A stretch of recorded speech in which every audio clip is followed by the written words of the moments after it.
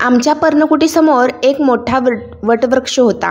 वृक्ष कसला? अनेक रंगांच्या, अनेक आवाज काढणाऱ्या पक्ष्यांनी अधिकारानं वसाहत केलेलं ते एक छोटंसं पक्षी नगरच होतं. ग्रीष्मात तो वृक्ष लहान लहान तांबड्या फळांनी डवरून जाई. त्यावेळी तो लुकलुकणाऱ्या असंख्य तारकांनी भरून गेलेल्या आकाशासारखाच दिसे. त्याच्यावरचे पक्षी त्यावेळी फारच आनंदात असत. निरनिराळे आवाज काढून आपला आनंद ते एकमेकांना बोलून दाखवित असावेत. त्यांचा तो किलबिलाट मी स्वतःला विसरून घटकांघटकं कान देऊन ऐकत असे. मला वाटे आपणही या वृक्षासारखं व्हावं. आपल्या अंगावरची सगळी फळे पक्ष्यांनी खावीत. कोणत्याही वृक्षावर न बसणारा सर्वश्रेष्ठ पक्षीराज गरुड सुद्धा माझ्याकडे यावा. सळसळणाऱ्या जिवंत सर्पाशिवाय काही न खाणाऱ्या त्या पक्षीराजानं प्रथम मोठ्या ऐटीनं म्हणावं, छी, असली लिबलिबीत फळं खाण्यासाठी माझा जन्म नाही. मी माझ्या हिरव्यागार पानांचे हात जोडून त्याला वंदन करून म्हणावं, फळं नको खाऊ पक्षीराज, पण विश्रांतीसाठी तरी जरा थांबशील की नाही. थोडा वेळ त्यानं थांबावं आणि भरकन उंच भरारी मारण्यापूर्वी जाता जाता माझ्या अंगावरचे एक फळ त्यानं हळूच टिपावं. पक्षीराजाच्या त्या पराभवावर आनंदित होऊन मी माझ्या पानांच्या असंख्य हातांनी टाळ्या पेटाव्यात.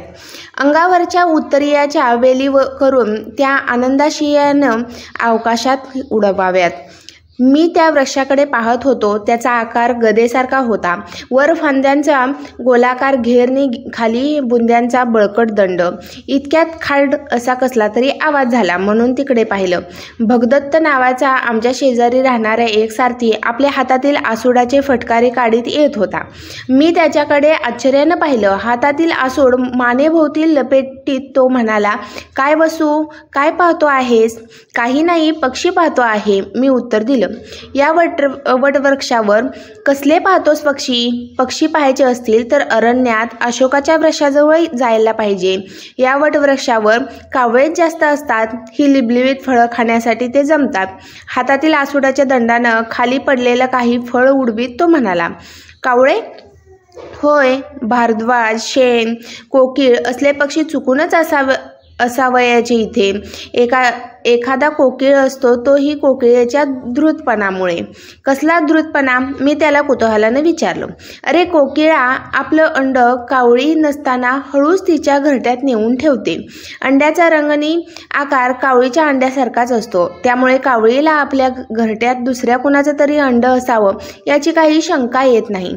मग कावळी कोकिळीचं अंड उबविते आणि मग सप्तस्वरात ताना मारून आसमंत भारून टाकणारा एक कोकी कावळीच्या घरट्यात आपसूक वाढू लागतो. त्यानं आसूड मानेभोवती लपेटला. कोकिळनी कावळीच्या घरट्यात? मी विचार करू लागलो, कसं शक्य आहे ते? भगदत्ताची कल्पना खोटी नसेल कशावरून?